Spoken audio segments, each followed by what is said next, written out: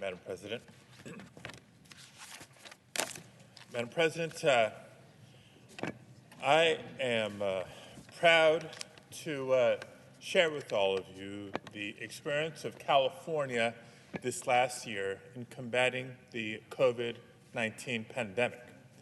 Proud to say that California has led the way on COVID-19 prevention and vaccination because we have seen the devastation that surging cases can cause. Last winter, remember where we were last winter? A catastrophic surge in my home county of Los Angeles overwhelmed local hospitals, as was the case, frankly, in many parts of the country. Families were desperate to find care for their loved ones. Ambulances struggled to find hospitals with capacity. So as we approach this winter season, I recognize that we've made incredible progress turning the tide since those tragic times. Now, just a month ago, California achieved the lowest level of COVID-19 transmission of any state in the nation. But today, cases are beginning to rise again. We're seeing the effects of the changing weather, and so we need to stay vigilant to prevent another devastating surge like the wave that peaked in California and across the country last winter. But fortunately, today, we are armed with a powerful defense, an FDA-approved vaccine that is safe, that is effective, and that is free for all. California's historic vaccination efforts, made possible by the resources that we helped deliver when we passed the American Rescue Plan, has covered more than 3/4 of our residents, more than 55 million shots in arms of Californians. But now is not the time to let up.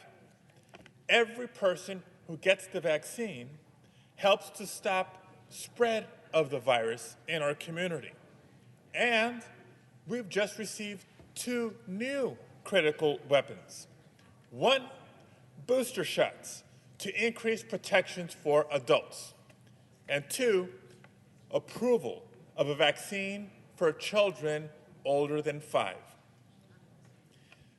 Colleagues, during last week's state work period, I had the privilege of joining leaders of the Los Angeles Unified School District for the opening of their first vaccine clinic, a mobile clinic on school sites for students ages 5 and up. And I saw firsthand the anxious excitement of families looking forward to a freer, safer life for children. Imagine that. Play dates with friends, holiday celebrations with grandparents, and relief for those with family members at higher risk.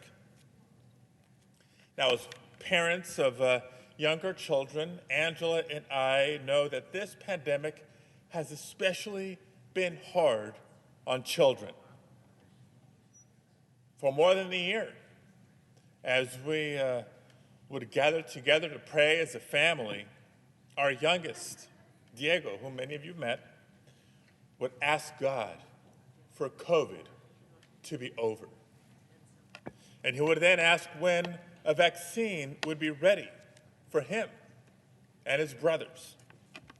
That's why it was such a big deal when the vaccine was approved for children ages 5 and older.